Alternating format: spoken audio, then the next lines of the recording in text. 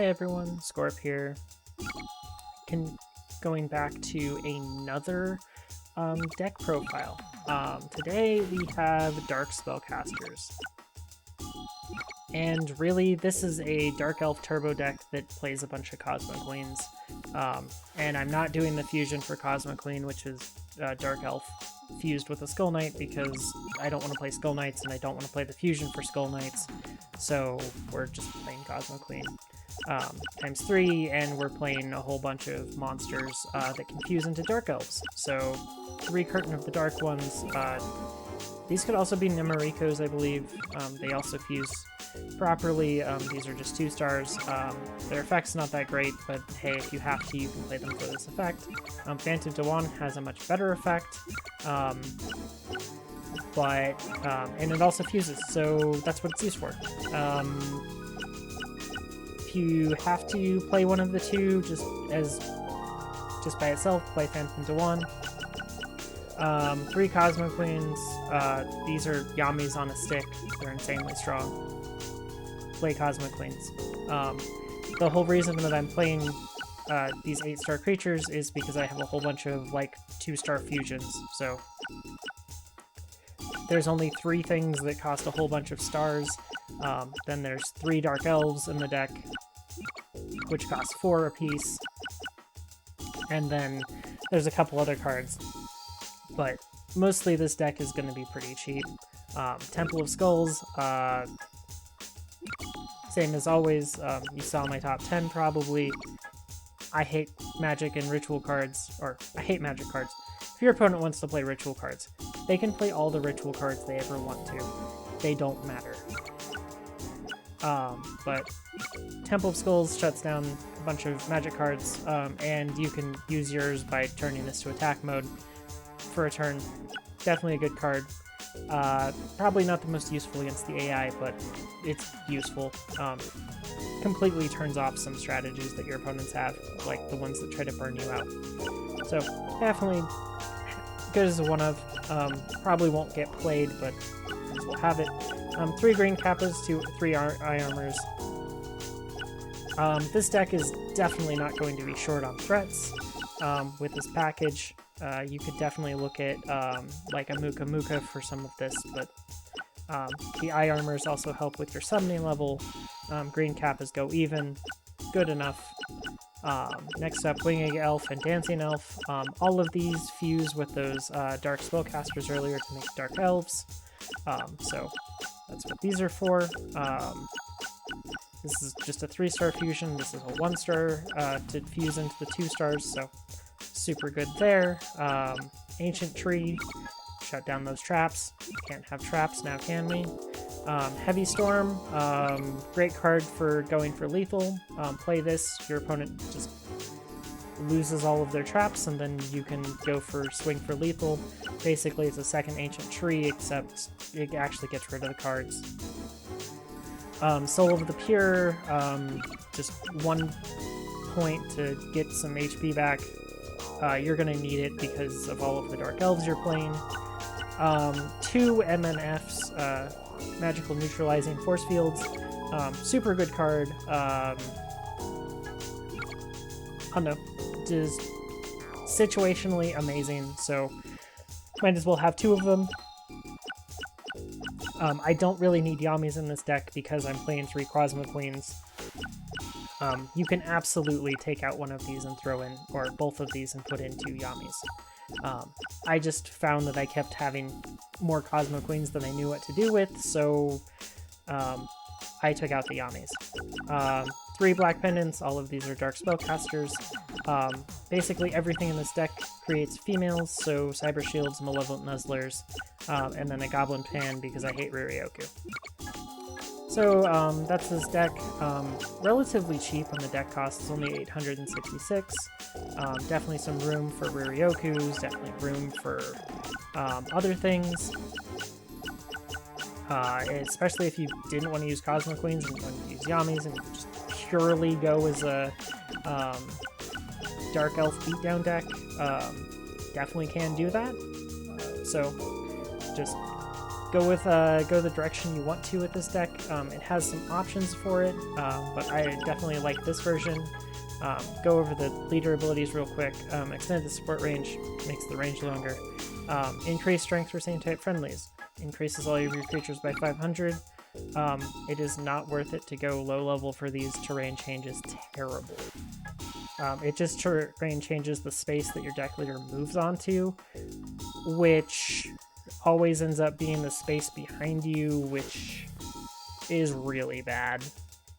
And then you want to have the plus 500 attack and defense because terrain change just isn't worth it. And then the other one is weaken enemy type, you weaken fiends, which is great for fighting on Yami terrain, but fiends also weaken you, so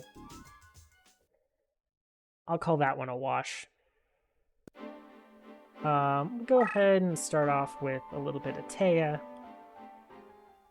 and then we'll go after some other people here in a minute.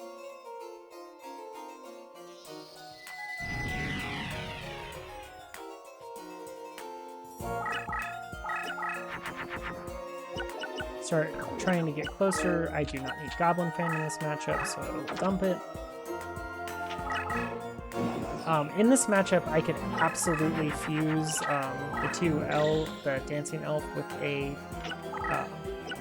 something else to go on the mountain terrain if I really wanted to. But we drew the card we want to, so play this. We have unfortunately not drawn a single equip.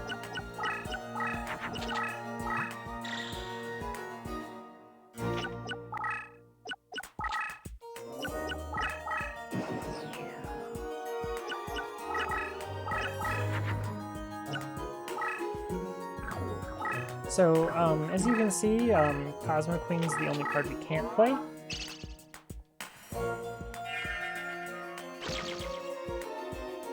So I'm going to use Soul of the Pure so that I can get myself more life points for me to lose, but also to get more summoning power because magics cost 0.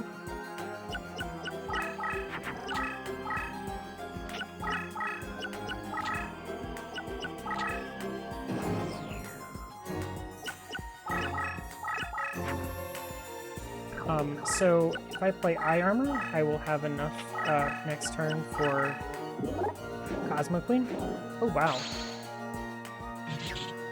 A Wing Egg of Moonlight. Fun.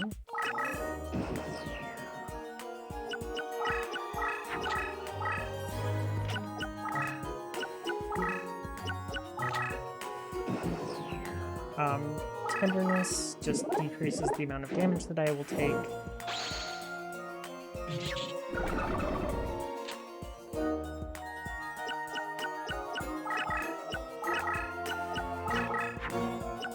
Or both of us will take, but really it's not going to matter much. Now we have Cosmo Queen switches the field to Yami. This game is now over. With the Yami terrain, Cosmo Queen is now way too strong for anything that Taya can ever actually play. And we pretty much just win the duel. Also, the AI does not know what it's doing. And we'll just throw a Tenderness into attack mode. And now it gets to take a whole bunch of damage for no reason. I don't think it really would have mattered anyways, but because this game is pretty much over.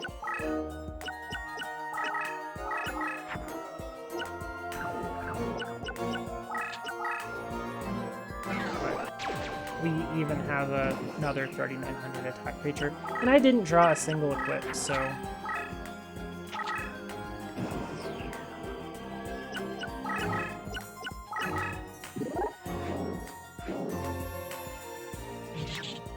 just go ahead and finish off her last card here. Total victory, and then just finish her off as we can. And just remember that your Dark Elves cost you 100 life points. It's not the biggest, it's not the end of the world, but just remember that at some point it might catch up to you after you've attacked like 20 times.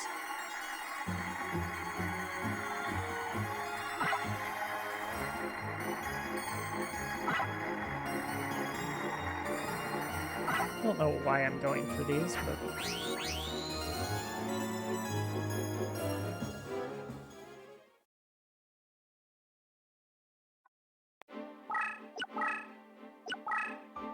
it's just fun to get graveyard slots sometimes.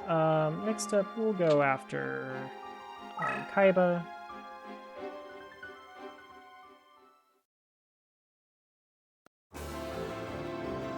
Kaiba's sometimes fun. And all of the Sogen on the field kind of makes this slightly more difficult, so... so I'm going to play down an MNF. So if he decides to buff up a creature a bunch, I'll just flip that. I intend to use it before I play my Cosmo Queen that I'm going to play next turn.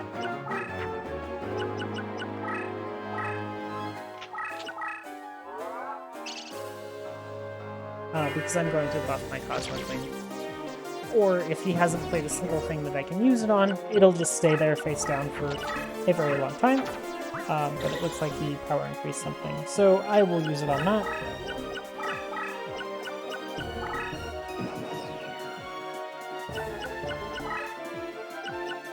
So he probably used that on his Sailor, but it could easily be a Blue Eyes. This is a good place for Cosmo Queen. Oh, I should have put this. Oh well, it's fine. Ow. Ow. Kind of unfortunate because Unhappy Maiden does not take damage, but now he gets to see that he has to deal with the Cosmo Queen, which not the easiest thing to deal with, especially not on Yami field.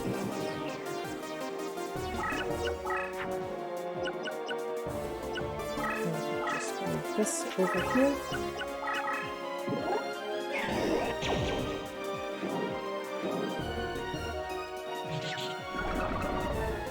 Well, we pretty much knew it was light, because it's either a Seiryu or a Blue Eyes, so...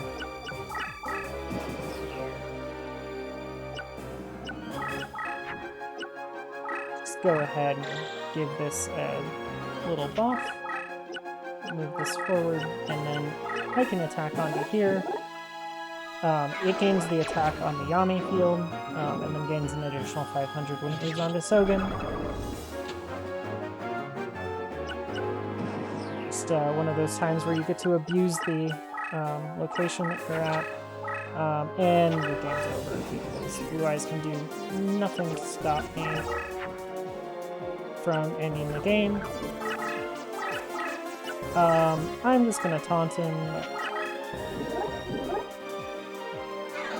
by destroying that creature.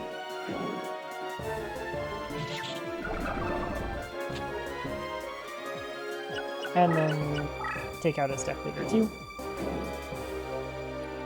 So even without like a Yami, this game is pretty easy. Definitely if you're going to be facing a bunch of people with Sogen fields, definitely go ahead and swap in a Yami or two for the MNFs, however good they are. Yami is really useful to deal with the fact that Sogen's so detrimental to you.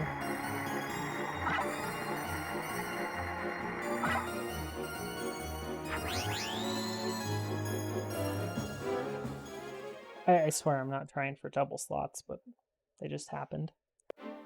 So yeah, this is this deck isn't even showing off it like completely comboing, but definitely showing itself off. I'll do Manawadin, Fablier, the Zoa, or the Zera the Mant enemy. He likes to play Fiends, so our leader powers are going to cancel each other out unless we play really well. I'm just going to go ahead and move that right there.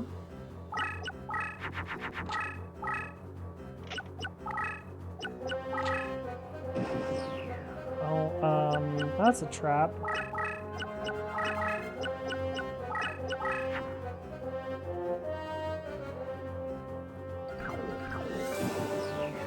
Did I actually just pass?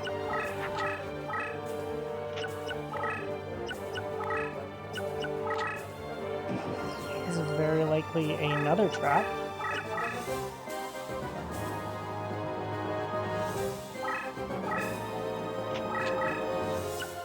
Okay. No Gorgon's Eye. I'm gonna bet one of those is a Mirror Force and another one is a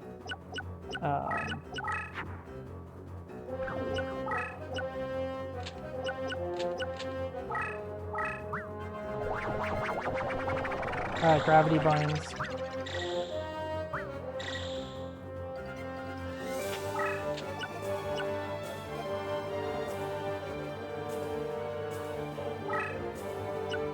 Oh. Interesting. What does he have face down?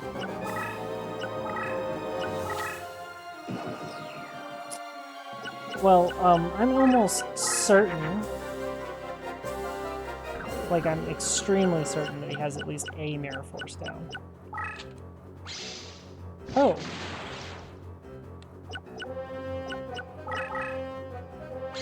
Well, that's a Mirror Force.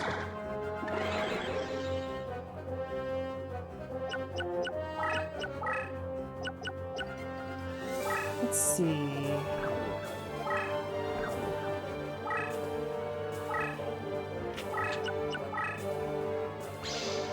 There's number 2. I have to back up my deck leader slightly or he will kill me.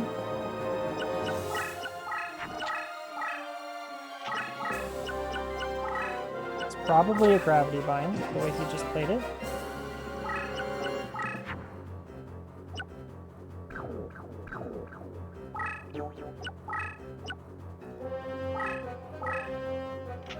This here.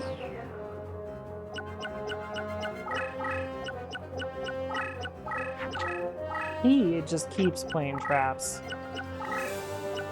One of these is going to be a Tremendous Fire. That one.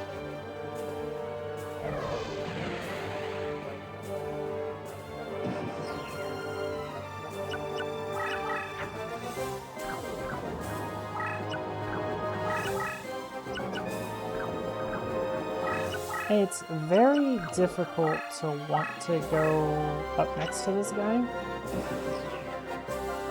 until he plays a Riryoku.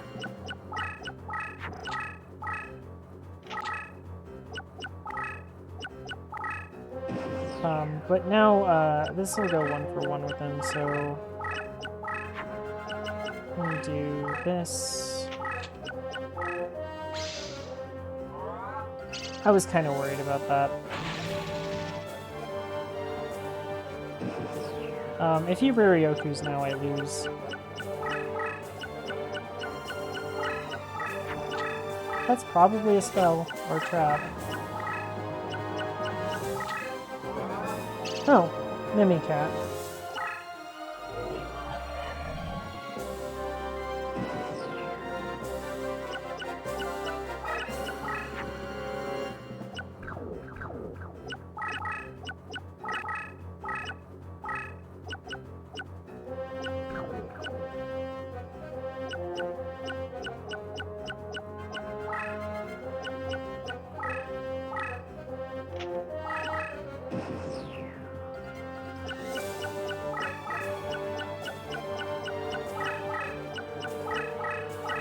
He knows that I have a face-down creature that's less than 1500, that's why he moved over.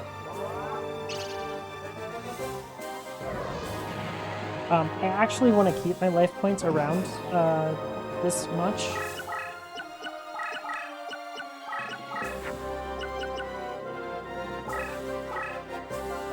I don't really want to move that over.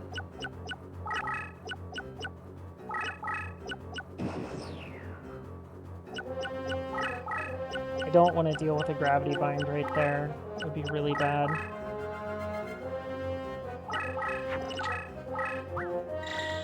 Okay, that's why I only wanted to have 2,000 life points, because that with force... Oh, I should have killed the Gorgon's Eye with that. Oops. That's my bad.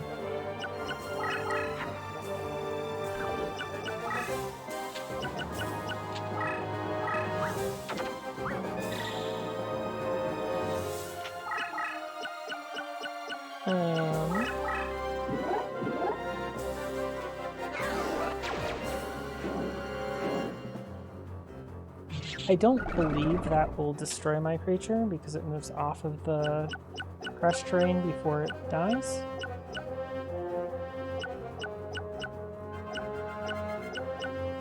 I'm pretty certain that's a gravity bind, so...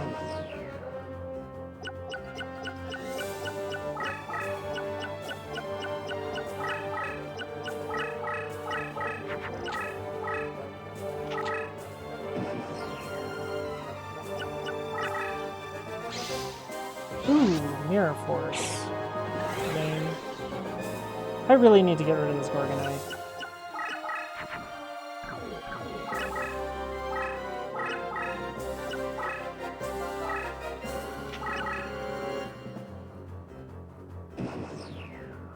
And we are starting to actually run lower on resources.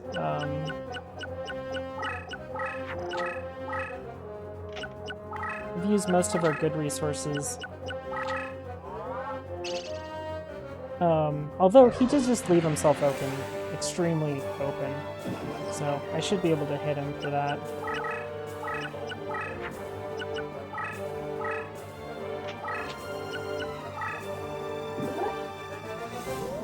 As long as he doesn't have the gravity bind there. Although he could probably just lethal me right back. He plays smart. Which the AI I don't believe will do, but... Oh, no, he definitely won't. Oh, he just chose death. Sometimes the AI just lets you win. What was this card here? I'm dying to know, and if it kills me, I don't care. Oh. A Summon Skull.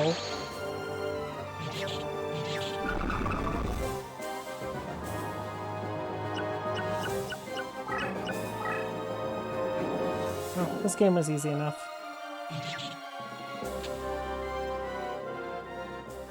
So, just casually taking down one of the boss enemies.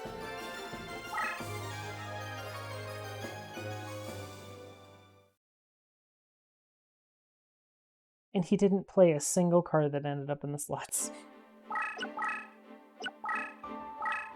I think that's enough showing off of what Dark Sorcerers can do. I think tomorrow I'm going to upload a Light Sorcerer video, and then I'll go into a playthrough with Light Sorcerers, since that was requested.